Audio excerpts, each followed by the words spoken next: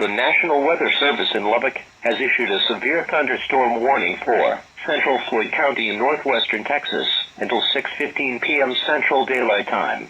At 5:37 p.m. Central Daylight Time, a severe thunderstorm was located near Floydada, moving northeast at 30 miles per hour. Hazard: golf ball size hail and 60 miles per hour wind gusts. Source: radar indicated. Impact: people and animals outdoors will be injured. Expect hail damage to roofs, siding, windows and vehicles. Expect wind damage to roofs, siding and trees. Locations impacted include Floydada. For your protection, move to an interior room on the lowest floor of the building.